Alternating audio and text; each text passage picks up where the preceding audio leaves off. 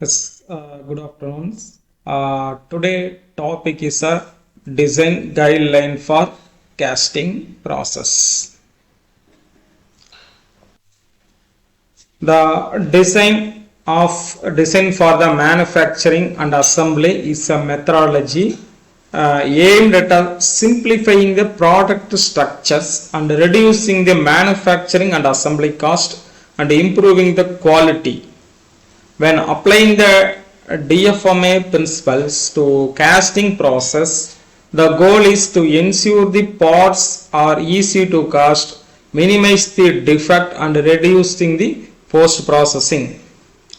Here the key of DFMA guidelines to the casting process. First is simplifying the part geometry, wall thickness, draft angle, fillet radius, undercut, ribs and bars, minimize material selections, allowance, mold accessibility, orientations. Assembly considerations, combine parts where feasible, ease of machining process, tolerance specifications, etc. Here there is a structures DFMA guidelines casting process based on the 5 areas of mentioned. First one is a design for ease of castings. DFMA guideline for casting process. DFMA ease of access.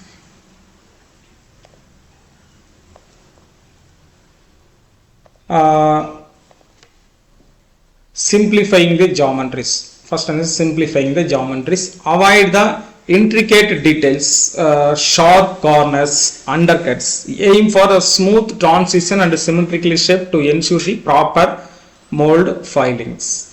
Next one is a uniform wall thickness. Uniform wall thickness, maintaining consist of wall thickness, reducing the internal stresses, porosity and shrinkage defects. Avoid the sharp corner. Avoid the sharp corner designed to prevent the thick isolated section which can cool slowly and lead to shrinkage cavity. Use fillet and radially. Replace the sharp corner with the generous radially to improve metal flow and reduce turbulence. Next one is material considerations. Material considerations. Select the castables alloys. The first, choose a suitable material. Select the casting alloys for compatible with the desired property casting process. Material should be in good casting characteristics.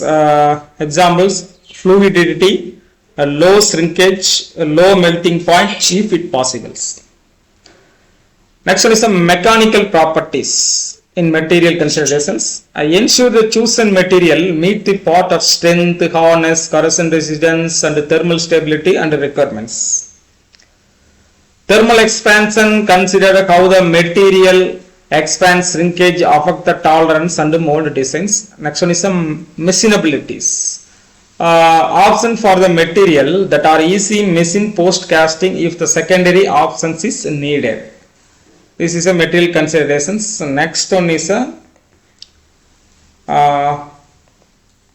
draft and taper. For sand castings, 1 degree to 3 degree draft is a common. For the die casting, 0.5 degree to 1 degree is often sufficient due to the better mold precisions. Apply draft on all vertical surface. Ease of pattern, removal and reduce the wear on the mold surface. Uniform directions, maintaining the constancy in draft direction to facilitate ease, mold and release. Next one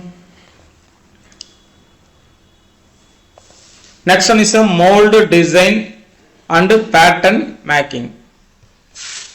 Pattern designs, parting lines, ventilations and gating. The simple part lines. Design for a straight and accessible parting line to ease of mold creations and alignment. Minimize the course. So reduce the use of course to simplify the mold setup and improve the dimensional accuracy. Allowance, shrinkage allowance based on the metal type, machining allowance for post processing, reinforced and weak solutions use ribs or gussets to support or unsupported regions.